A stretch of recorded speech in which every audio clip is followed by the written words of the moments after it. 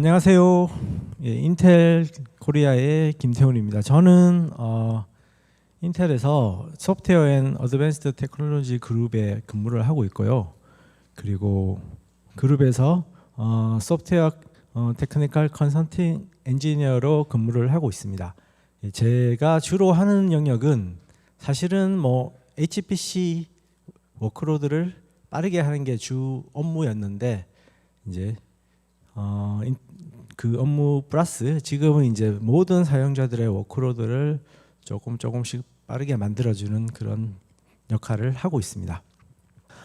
그리고 저 개인적으로 말씀을 하나 드리면은 사실 제가 NHN에서 클라우드 매킷은 처음이고요, 발표를. 작년에 제가 NHN 포워드에서 발표를 한번 했었는데 이건 약간 사담인데, 작년에 녹화 촬영을 했는데 제 얼굴을 보고 깜짝 놀랐습니다. 너무 부하게 나오더라고요. 그래서 다음번에 기회가 되면 좀 어떻게 해보자 해서 개인적으로 작년부터 조깅을 해서 살을 한 8kg 뺐습니다. 예. 어쨌든 NHN이 저에게 좀 많은 자극을 준 것 같습니다. 이렇게 발표 자료도 만들어 주시고 제가 살을 빼게 만든 동기도 부여해 주셔서 매우 감사드립니다. 오늘 제가 말씀드릴 내용은 원 API, 즉 원 API 안에 들어있는 작은 컴포넌트 중에 하나지만 이제 인텔 컴파일러에 대해서 좀 말씀을 드리겠습니다.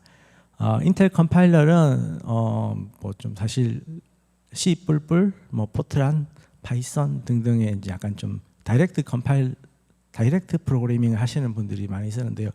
요즘 다이렉트 프로그래밍을 많이 하시는 분들이 많이 줄어들어가지고 살짝 아쉽긴 하지만 그래도 인텔 컴파일러가 2021년부터 큰 변화를 가지게 되었습니다. 그래서 거기에 대해서 좀 소개를 드리도록 하겠습니다. 우선 인텔 컴파일러를 말씀드리기 전에 원 API부터 목차를 말씀드려야겠네요. 예, 제가 발표할 내용은 원 API 소개랑 이제 원 API C++ 컴파일러 소개, 그리고 적용 사례 및 최적화 사례인데, 최적화 사례는 아쉽게도 이번 발표에서는 이제 빠지게 됐습니다. 이 이유는 이제 약간 내부 인터널적인 이슈가 있어서 이제 최적화 사례는 빠지고 그냥 적용 사례까지만 말씀드리도록 하겠습니다. 원 API는 저 하단 구석에 보시면은 HPC 와이어의 2022년 베스트 HPC 프로그래밍 툴 또는 테크놀로지라고 소개가 되어 있는데요. 이게 21년에도 저희가 받았습니다. 이거를 준 HPC 와이어라고 하는 이제 외국의 HPC 전문 저널인데요. 저도 이제 자주 보고 있는데 일단 공짜고요. 웹 브라우저로 웹에서 볼 수가 있는 건데, 얘들은 APC 전문적으로 이제 테크, 즉 하드웨어, 소프트웨어, 다양한 분야, 그리고 어플리케이션까지 굉장히 많은 분야들에 대한 정보를, 최신 정보를 제공해주는, 어찌 보면은 잡지라고 매거진이라고 보시면 됩니다. 근데 여기에서 저희가 이제 2년 연속 지금 이제 아주 좋은 상을 받았는데, 이유는 저희 원 API가 일단 기본적으로 오픈 소스 커뮤니티에 많은 기여를 하고 있고 오픈 소스 커뮤니티와 긴밀한 협업을 하고 있습니다. 그래서 클로즈된 환경이 아니고 오픈된 환경에서 개방성을 지향하기 때문에 거기에 많은 가점을 받지 않았나 생각을 하고 있습니다. 인텔 원 API부터 소개를 드리겠습니다. 원 API의 태생은 이런 말 하기는 하지만 전 인텔 직원이지만 인텔이 지금까지는 CPU를 가지고 시장을 거의 리드하고 있었습니다. 굉장히 오랜 시간 동안요. 거의 2010년대 이후부터는 한 10년 가까이 그냥 우리가 이거 만들 거니까 니들은 따라와 이러던 시절이 있었는데, 어느 날 갑자기 워크로드들이 CPU가 아닌 다른 세상에서 돌기 시작합니다. 그 디바이스가 대표적으로 N사의 디바이스라고, 그래픽 카드라고 보시면 되는데, N사의 그래픽 카드뿐만 아니고 요즘은 이제 A사의 그래픽 카드도 나오고, 그리고 FPGA도 나오고, 그리고 기타 등등 다른 NPU도 나오고 여러 가지 디바이스들이 많이 생겼습니다. 근데 이 디바이스들이 생기는 목적은 딱 하나입니다. 내가 도는 워크로드를 빠르게 돌게 하기 위해서 이 디바이스들이 만들어진 겁니다. 근데 인텔은 그 디바이스들 다 우리 CPU에서 돌아가라고 얘기를 계속 해왔고 그렇게 밀어붙이다가 지금 조금 약간 힘들어진 상황이지만 어쨌든 시간을 지나서 살펴보니 고객이 요구사항이 굉장히 다양해졌구나. 그러면 인텔도 그런 디바이스를 만들자 해서 아침에 저희 나승주 상무님께서 키노트에서 인텔의 수많은 디바이스들을 보여드렸습니다. 그래서 인텔이 수많은 디바이스들을 만들었습니다. 만들고 보니까 이 디바이스마다 프로그래밍을 해놔야 되는데 프로그래밍을 하는 방법들이 디바이스의 특성에 따라서 다 달라요. 그럼 어떻게 해야 되냐? 너무 복잡한 거죠. 인텔 내부에서도 인텔 CPU 쓰는 거랑 인텔 GPU 쓰는 거랑 인텔 FPGA를 쓰는 거랑 인텔이 아더 액셀레이터가 있다고 하지만 인텔이 ASIC도 만들었거든요. ASIC을 쓴다든 다 프로그램이 다 달라요. 너무 불편한 거죠. 그래서 인텔은 제가 이제 소프트웨어 팀인데 소프트웨어 팀에게 이제 미션을 내렸습니다. 이게 너무 복잡하니까 하나의 소프트웨어 도구로 모든 디바이스를 커버할 수 있게끔 한번 좀 디자인해봐. 그래서 만들어진 개념이 툴이 원 API입니다. 이 부분이 이제 사실은 다양한 프로그래밍들을 다양한 프로그램들이 이제 필요한 거죠. 개발자들이 이 다양한 프로그래밍을 하려면은 제일 힘든 게 언어를 여러 개를 배워야 됩니다. 그래서 이 언어를 여러 개를 배우는 걸 좀 타파해 보자 해서 요 위치에다가 원 API를 하나 딱 갖다 놓고 원 API만 하면 나머지 디바이스들은 다 커버돼 라고 얘기를 했습니다. 실제적으로 아주 100%는 아니지만 제 경험상에는 계속 개발을 하고 있습니다. 디바이스에 대해서 한 80% 정도는 다 커버를 하고 있습니다. 실제로 프로그램 모델을 보면요, 원 API에 보면은 C, C++, 파이썬, 포트란, 시클 같은 이제 다이렉트 프로그래밍 랭귀지가 있고요. 그 안에 이제 오픈MP, 그다음에 MPI 같은 이제 프로그래밍 모델, 병렬 프로그래밍 모델이라고 보통 얘기를 하는데 그런 부분도 포함되어 있고 거기에 각 디바이스에 튜닝되어 있는 MKL 아니면은 어떤 스레드가 필요한 프로세싱이면 스레드 프로세싱 등등의 라이브러리도 같이 포함을 시켜서 원 API라는 것을 만들었습니다. 원 API는 아까 제가 서두에 말씀드린 것처럼 HPCY의 2021, 22에 다 이제 베스트 프로그래밍 도구라고 이제 상을 받았는데요. 이 이유가 원 API 에코시스템을 충분히 지원하고 있습니다. 원 API 에코시스템은 세계 한 120개의 대학, 기관, 그리고 연구소, 그리고 기업들이 같이 참여를 해서 오픈이니까 오픈 커뮤니티를 이루기 때문에 늘 피드백을 주고받고 필요한 요구사항이 있으면 빠르게 수용을 해서 저희가 업데이트를 합니다. 원 API의 업데이트 주기는 약 이제 쿼터리 업데이트를 저희가 하고 있습니다. 그래서 보통 이제 저도 이제 개발팀 쪽에 같이 일을 하는데 한 달에서 한 달 반 정도로 이제 새로운 이제 피처들을 받아서 빠르게 적용을 해서 또 한 달 내지 두 달 그 뒷부분에는 그걸 적용을 해서 이제 릴리즈를 합니다. 너무 빠르게 릴리즈를 한다고 해서 이제 버그가 있다든지 이런 부분도 좀 있습니다. 사실 버그가 초반에는 많이 나왔는데 지금 버그들 같은 경우는 이제 많이 수정이 된 상태고요. 그리고 저희가 이제 릴리즈 하기 일주일 전부터는 저를 포함해서 인텔이 이제 소프트웨어 그룹이 한 1000명 정도 되는데 1000명 엔지니어가 열심히 테스트를 해서 버그들을 이제 잡으려고 이제 한 다음에 이제 릴리즈를 하고 릴리즈를 합니다. 제가 좀 빠져먹었는데요. NHN 클라우드에도 원 API가 마켓플레이스에 입점이 되어 있습니다. 원 API는 기본적으로 이제 베이직 툴킷입니다. 베이직 툴킷을 마켓플레이스에 입점이 되어 있고 기본적으로 원 API는 오픈을 지향하고 있기 때문에 프리로 사용하실 수 있습니다. 그리고 인텔 홈페이지나 구글에서 이제 원 API 치시면 인텔 원 API 치시면 언제든지 다운을 받을 수 있습니다. 다 프리로 제공되고 있습니다. 그러면 원 API 툴킷이 사실은 좀 여러 개 나눠져 있습니다.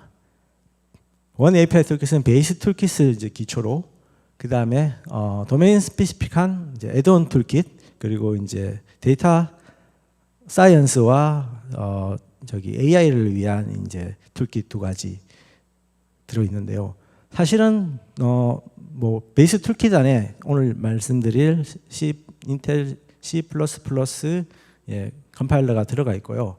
HPC 툴킷이나 IoT 툴킷이나 렌더링 툴킷은 뭐 많은 사람들이 이제 사실은 다 필요하지는 않습니다. 딱 그 분야 전문가들만 필요하기 때문에 얘들은 기본을 받았을 때 이제 빠져 있고요.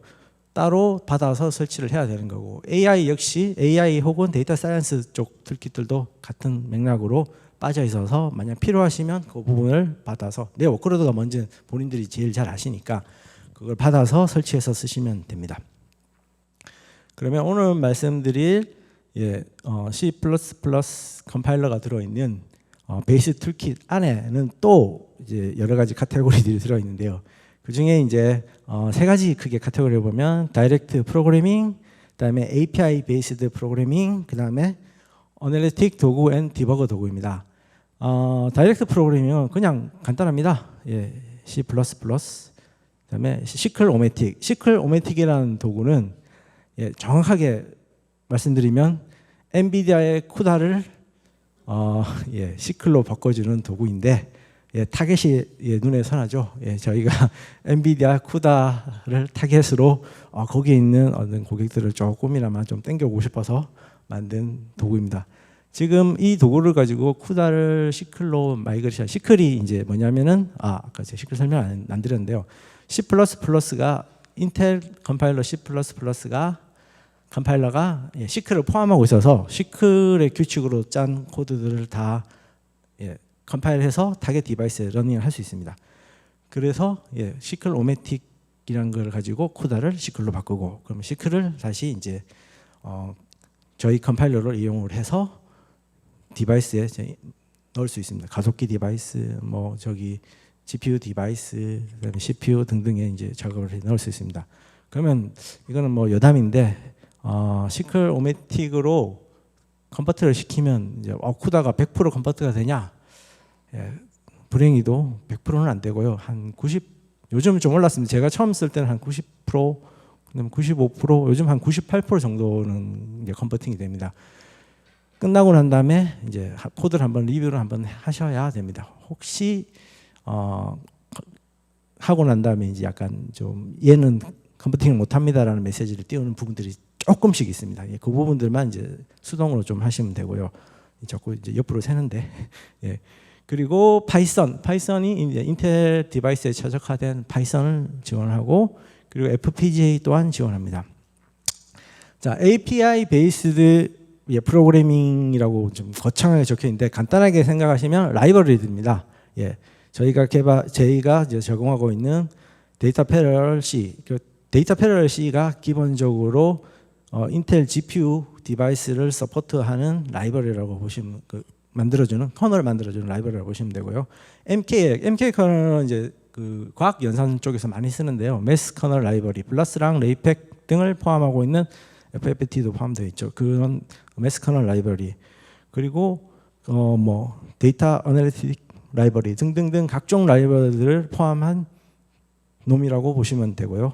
마지막으로 이제 어드바이저 앤 디버거 툴에는요, V툰 프로파일러, 제가 작년에 V툰 프로파일러에 대해서 좀 설명을 드렸는데요. V툰 프로파일러와 이제 어드바이저, 그다음에 이제 디버거. 디버거는 다 아실 거고, V툰 프로파일러는 워크로드를 프로파일링을 해주는 기능을 가지고 있고, 또한 여러분들의 서버 혹은 뭐 인스턴스, 클라우드의 인스턴스들을 분석해주는 하드웨어 분석 도구 두 가지를 포함을 하고 있습니다. 그러면 어드바이저는 뭐냐? 어드바이저는 워크로드를 분석을 했는데, 분석을 쫙 할 수 있죠. 뭐 예를 들어 뭐 벡터가 됐다, 뭐 캐시가 문제다 분석을 했는데, 그러면 어떻게 해야 됩니까에 대해서 어드바이저는 이거는 이런 문제 때문에 이렇게 코딩을 해주시면 감사하겠습니다라는 식으로 제언을 주는 도구입니다. 그래서 보통 프로파일러를 하고 어드바이저를 같이 많이 씁니다. 워크로드를 할 때는. 근데 어드바이저는 이제 프로파일러 안에는 서버를 모니터링해서 이제 뭐 분석해주는 도구가 들어있지만 약간 워크로드는 좀 다른 관점이죠. 어드바이저는 서버를 분석해주고 도와주지는 않습니다. 워크로드만 분석을 해줍니다. 예, 시간이 점점 길어지고 제가 사담을 많이 해서 인텔 원 API C++ 컴파일러에 대해서 이제 설명을 드리겠습니다. 인텔 원 API C++가 지금 말씀드린 이유는 가장 아주 이제 좀 과거에 비해서 크게 바뀐 부분이기 때문에 지금 말씀드리겠습니다. 먼저 인텔 C++ 컴파일러의 이제 역사를 살펴보겠습니다. 역사는 좀 인텔이 역사가 좀 길기 때문에 1990년도부터 이제 시작을 하는데요. 사실은 이때는 인텔 랩에서 작게 시작을 했고요. 컴파일러가 주로 이제 유닉스 시스템을 지원하기 위해서 개발이 되었습니다. 그런데 2000년도 들어서 이제 저희가 인텔이 x86에 있어서 SSE 즉 벡터라이제이션 최적화가 들어가게 됩니다. 거기에 맞춰서 컴파일러도 따라 진화를 합니다. 벡터라이제이션을 지원하는 컴파일러 변신. 2010년도에는 사실은 좀 획기적인 해죠. 왜 획기적이냐? 2010년 이전에는 저희가 소켓에 코어가 하나 있었습니다. 모든 컴퓨터에는 소켓에 코어가 하나 있었습니다. 그런데 2010년 뭐 전에도 물론 뭐 듀얼 코어가 뭐 있긴 했지만 일부 이제 컴퓨터 시스템에 한해서요. 2010년부터는 본격적으로 이제 멀티 코어의 시대가 됐고 지금은 소켓당 코어가 뭐 AMD 같은 경우는 뭐 128, 96, 128, 인텔도 한 64 뭐 그 정도 굉장히 많은 이제 소켓당 코어가 늘어나게 되죠. 이게 소켓당 코어가 늘어나는 이유는 이제 전기 때문에 그렇죠. 전력 때문에. 사실은 코어를 늘리는 거랑 전기를 늘리는 거랑 전기 차이가 코어는 2배 들면 되는데 클럭을 올리면 전기가 4배 먹습니다. 그래서 클럭을 무한정으로 올릴 수가 없어서 전력 때문에 이제 코어를 늘리는 방식으로 이제 패러다임이 바뀌었죠. 그래서 이제 코어가 늘어나면서 인텔이 코어가 여러 개가 되니까 이 코어에 자동 병렬화를 시켜야겠다 해서 자동 병렬 기능을 넣기 시작했고요. 그래서 스레드에 대한 옵티미제이션을 좀 가야 되겠어. 그래서 스레드 옵티미제이션도 집어넣습니다. 그리고 한 10년 이제 쫙 가다가 이제 2020년 무렵부터 이제 21년도는 완전히 바뀌었죠. 컴파일러 구조가 바뀌게 되었습니다. 더 이상 세상이 CPU 세상이 아니게 된 거죠. 그러면 어떻게 해야 되느냐? 뭐 CPU 세상이 아니니까 다른 디바이스도 쓸 수 있게 만들어야 된다. 지금까지 인텔 컴파일러들은 뭐 C++, 포트란 컴파일러들은 다 하나의 한 몸이었습니다. 패키징해서 한 몸으로 소프트웨어를 동작을 했었는데 분리가 돼야 될 것 같다. 사용자가 쓰는 영역과 그러니까 개발자와 커스터머가 쓰는 영역과 뒷단의 하드웨어가 실제로 바이너리를 실행하는 영역을 분리를 해야 되겠다. 그래서 그 개념을 가장 충실하게 따르고 있는 클랭과 LLVM으로 컴파일러가 이제 변신을 하게 됩니다. 이게 가장 큰 변화입니다. 이게 바뀌었다는 얘기는 뭐냐면은 기존의 컴파일러가 한 몸인 게 이제 두 몸이 된 거죠. 분리가 된 거죠. 그리고 개발자도 좀 회사 입장에서는 개발자를 좀 늘려야 되겠죠. 왜냐하면 한 덩어리로 하다가 이제는 앞단 프론트엔드와 백엔드라고 표현을 하겠습니다. 그 두 부분이 나눠져야 되는 부분이니까. 그러면서 백엔드 부분만 조절을 해서 이제 다른 가속기에다가 수행될 수 있는 바이너리를 만들 수 있는 여지를 만든 거죠. 그래서 구조적으로 큰 변화가 있었기 때문에 오늘 제가 설명을 드리고 있습니다. 자, 그러면 인텔 컴파일러의 이제 패키징 상태에 대해서 좀 말씀드리겠습니다.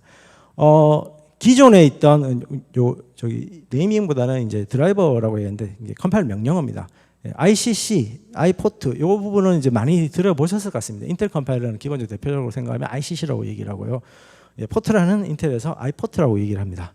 그런데 얘 이름이 리네임이 되었습니다. ICX, IFX. 얘들은 새로운 컴파일러, 클랭과 LLVM 구조를 가진 새로운 컴파일러가 됩니다. 이 두 컴파일러의 특징은 모든 뭐 예를 들어 C++ 같은 경우에는 이제 타겟이라고 적혀 있는데 디바이스들을 어떤 걸 지원하냐? CPU, GPU, FPGA를 서포트할 수 있고 예, 포트란 같은 경우에는 이제 CPU, GPU를 이제 예, 서포트를 할 수 있습니다. 포트란은 FPGA를 쓰기에는 아직 무리가 있습니다. 그러면 또 하나의 또 특징은 이제 오픈MP 오프로드 기능을 발휘합니다. 오픈MP 오프로드 기능이 이제 기존에 있는 컴파일러들은 전혀 지원을 할 수 없는 거고요. 새로 나온 컴파일러 두 녀석은 이제 새롭게 이제 오픈MP를 오프로드, 그냥 오픈MP가 아니고 오픈MP 오프로드는 오픈MP 규칙을 활용을 해서 가속기에다가 이제 가속화시키는 역할을 하는 프로그래밍 방법인데 이게 좋은 점은 쓰기가 되게 편합니다. 기존에 있는 코드에서 아주 연산이 많은 부분, 복잡한 부분, 계산 시간이 많이 걸리는 부분, 그 부분만 위에 이 부분은 GPU 가서 돌아 아니면 FPGA 가서 돌아 라고 선언을 하고, 근데 요까지야 라고 그 부분만 딱 나눠줘서 선언만 해주면은 그 부분만 GPU 가서 돌게끔 만들어주는 아주 쉽게 쓸 수 있는 거죠. 그래서 그런 기능들을 제공하는 게 이제 새로 나온 컴파일러들이고, 기존의 컴파일러들은 한 몸이라서 백엔드를 여러 개를 만들 수 없는 구조라 그런 기능을 제공하지 않습니다. 그러면은 뭐 인텔이 조금 약간 이건 저도 좀 약간 좀 애매하긴 한데 패키징을 좀 다르겠습니다. 컴파일러들의. 그래서 원 API C++ 컴파일러만 베이스 툴킷에 들어가 있고 나머지 컴파일러들은 다 HPC 툴킷으로 다 몰아버렸습니다. 그래서 뭐 포트란을 만약에 포트란 쓰시는 분은 제가 보기에는 없을 것 같아요. 제가 기억하기로는 전 세계의 포트란 개발자가 5%가 안 된다고 알고 있습니다. 지금 거의 죽은 언어고 과학기술에서 쓰고 있는데, 근데 한편으로 전 세계 과학기술에서 포트란을 쓰고 있는 퍼센테이지가 한 20-30% 정도의 코드들은 이제 포트란을 쓰고 있고, 그게 HPC 영역에서 이제 많이 차지하고 있는데 실제 엔지니어는 5%가 안 되고, 제가 조사한 바에 의하면 한 2%, 기사를 읽었죠. 조사를 한 게 아니고 한 2% 정도 된다고 하더라고요. 뭐 어쨌든 그런 부분들이 좀 스페시한 영역이 돼서 다 전부 다 이제 HPC 툴킷으로 들어갔습니다. 그러면 이 도구들은 어떨 때는 포트란을 했다가 어떨 때는 뭐 저걸로 했다가 어떨 때는 이걸로 했다가 컴파일 다양하게 할 수 있죠. 그러면 컴파일을 다양하게 할 때 컴파일 과정은 이제 컴파일레이션과 링킹이라는 두 가지로 뭐 간단하게 보시면 되는데, 컴파일 하고 나면은 이제 오브젝트 파일들을 떨어뜨리죠. 그 오브젝트 파일들이 각각의 컴파일러가 오브젝트 파일을 떨어뜨리는 걸 가지고 한꺼번에 링크를 할 수가 있습니다. 인텔 원 API는 그게 또 하나의 장점이라고 볼 수 있는데, 다른 컴파일러도 다 그런 기능을 제공하고 있기 때문에 이거를 굳이 또 장점이라고 또 제가 얘기하기 좀 민망합니다. 그러면은 클랭과 LLVM 컴파일러의 가장 심플한 모식도라고 보시면 되겠습니다. 이건 어떤 식으로 그러면 구성하는가? 앞서 얘기했지만 클랭은 프론트엔드를 구성하고 있습니다. 그리고 LLVM은 백엔드를 구성하고 있습니다. 그러면 클랭 같은 경우에는요, 프론트엔드에서 사용자의 소스 코드들은 거의 이제 사용자가 쓰는 문법, 이제 언어의 문법이나 규칙들은 거의 그대로입니다. 바뀌지는 않습니다. 거의 그대로고, 얘가 이제 인터미디에이트 리프레젠테이션이라고 하는, 이제 어째 보면은 백엔드로 가기 전에 어떤 뭐라 해야 되나? 바이너리라고 해야 하죠. 일종의 바이너리를 떨어뜨립니다.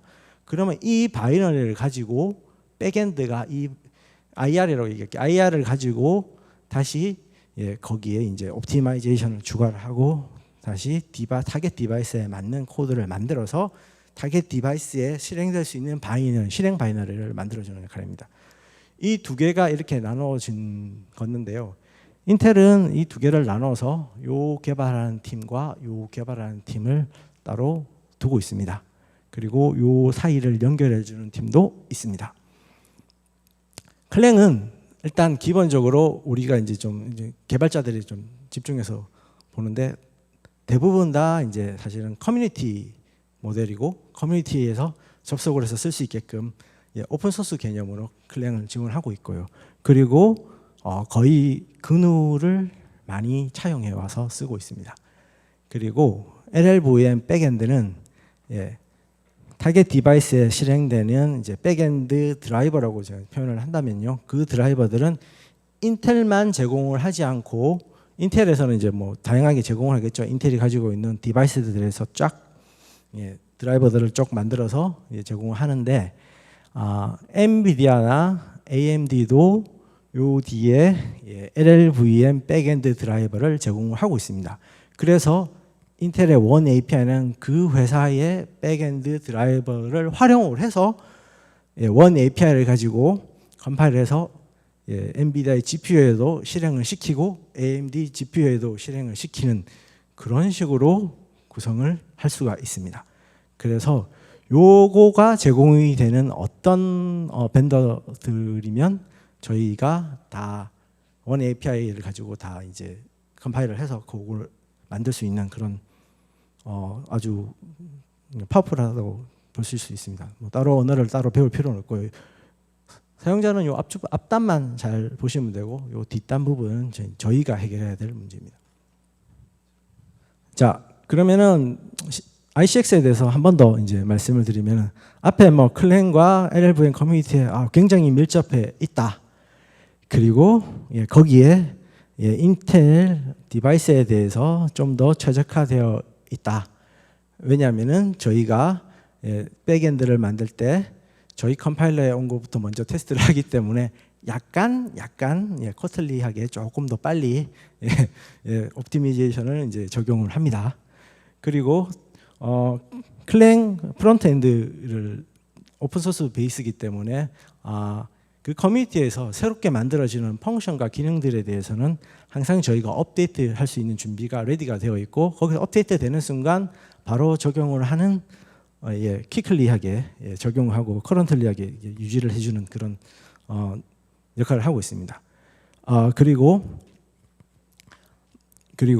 시클, ICX는 시클을 포함하기 때문에 시클을 통해서 다른 디바이스들, 인텔에 있는 다양한 디바이스들 뿐만 아니고 AMD나 엔비디아의 디바이스까지 실행할 수 있는 바이너리를 만들 수 있다.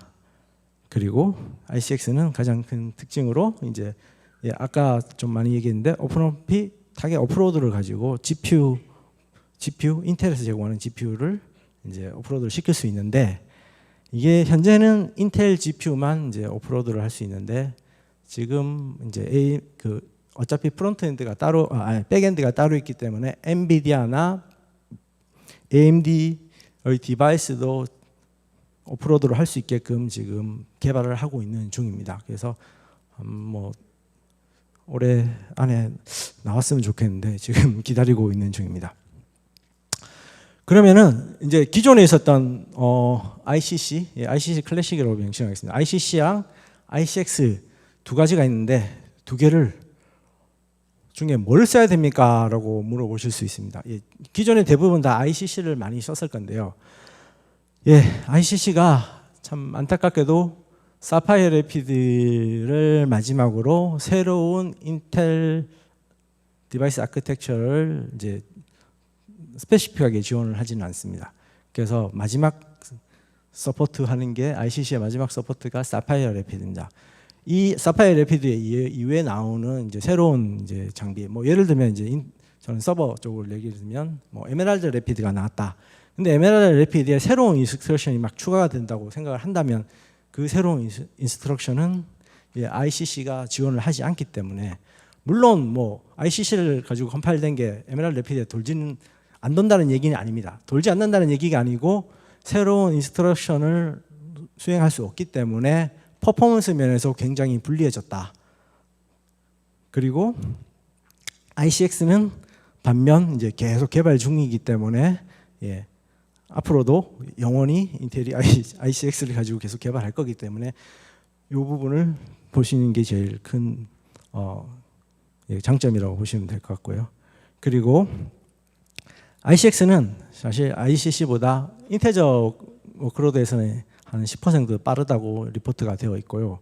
대신 플로팅 포인트 연산에 있어서는 뭐 들쑥날쑥합니다. 빠를 수도 있고 좀 느릴 수도 있는데, 저는 빠르게 느꼈는데 저 옆에 옆에가 아니죠. 옆에 좀 멀리 쪽에 있는 다른 팀 쪽 엔지니어는 좀 느리다고 얘기를 하더라고요. 그래서 이게 약간 치고받고 하고 있는 중인데 중요한 사실은 인텔이 ICC에 대해서 더 이상 집중적으로 개발하지 않기 때문에 ICX가 앞으로는 더 빠를 거고 더 퍼포먼스를 더 좋게 할 거기 때문에 여러분들이 워크로드를 새롭게 이제 만들어야 되고 새롭게 진출하거나 기존에 있는 워크로드 ICC 워크로드를 옮기는 건 사실 좀 시간과 정합성도 체크를 해야 되고 퍼포먼스 체크하고 이런 거에 대해서 여유가 없을 수도 있지만 새롭게 워크로드를 이제 올리고 만들어야 되는 경우에는 ICX를 사용을 해서 자연스럽게 이제 마이그레이션 하는 것을 저는 권장합니다.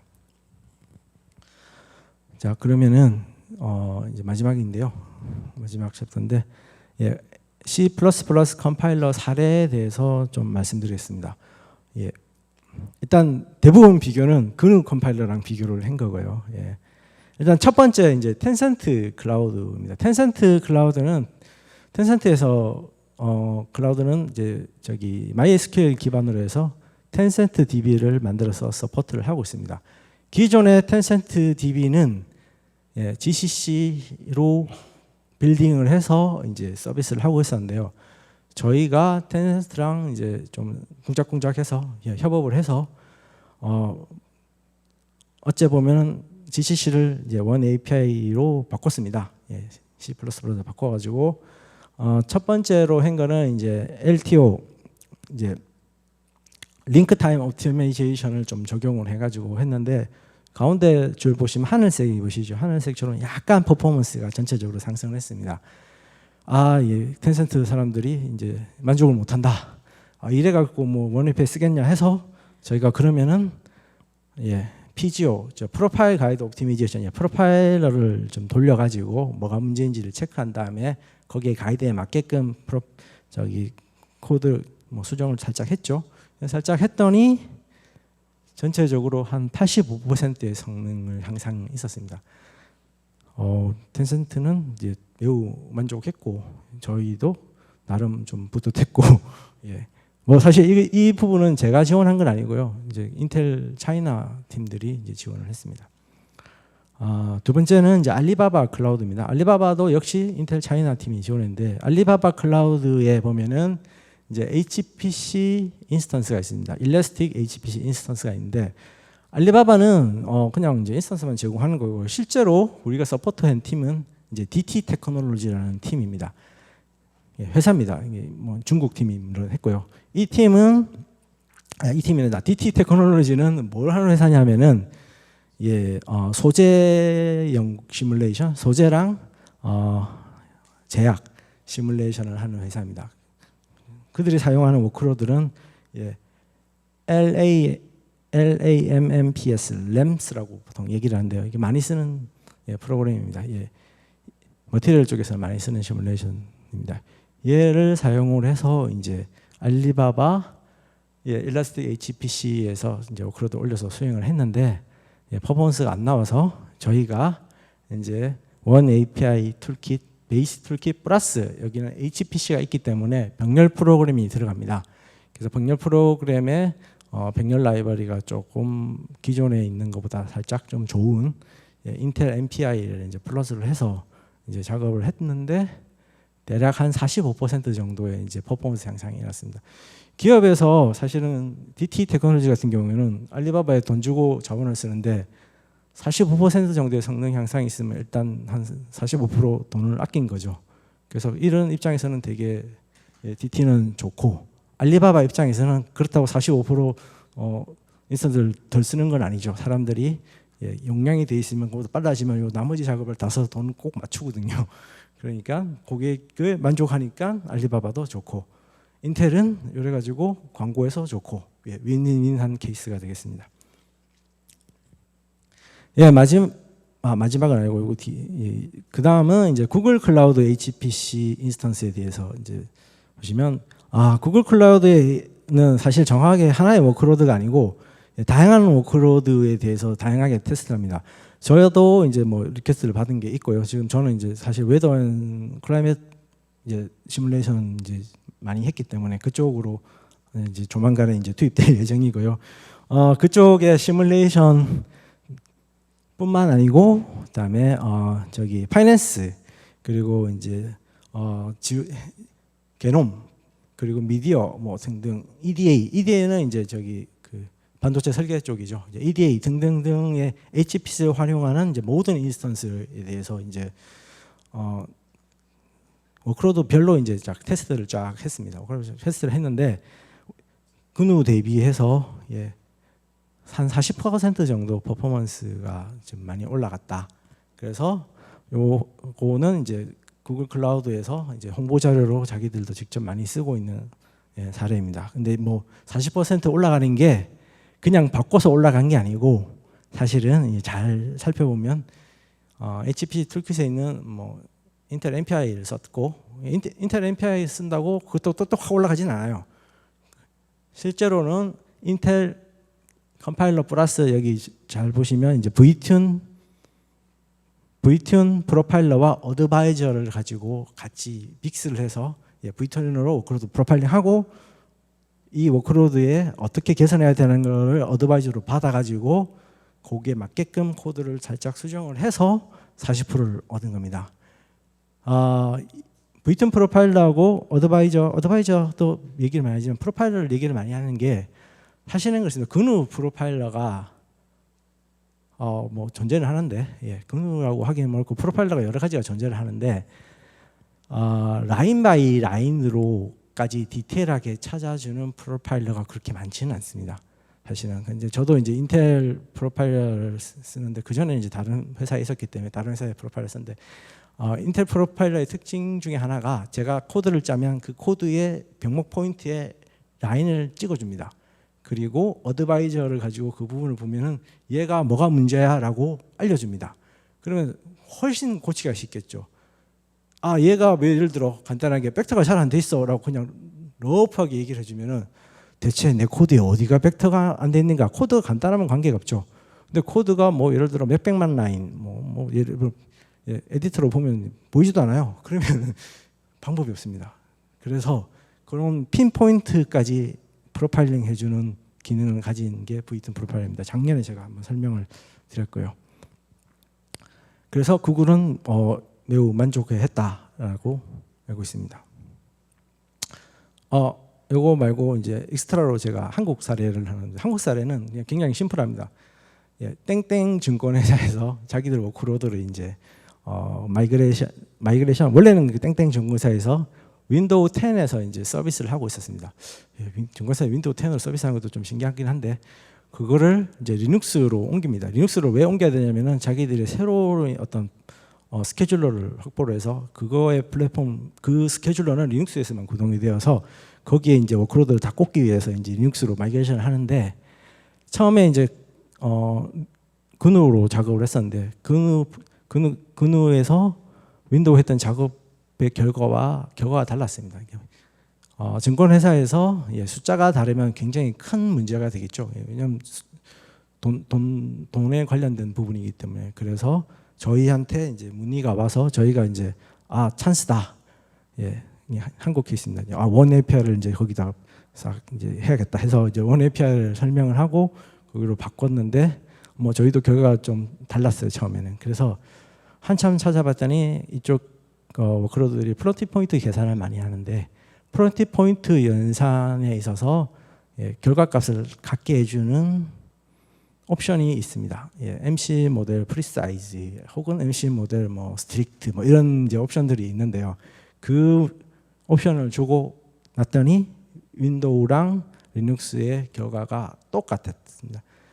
물론 윈도우는 컴파일러를 저기 MS 비주얼 스튜디오를 썼고 저희는 이제 인텔 컴파일러를 썼고 똑같아서 미션 성공했는데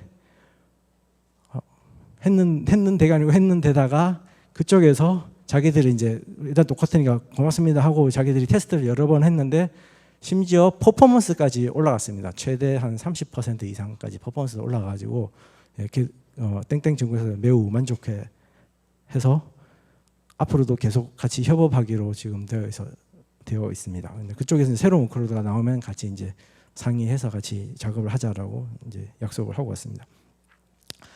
마지막으로 이제 대부 클라우드에 대해서 좀 말씀드리겠는데요.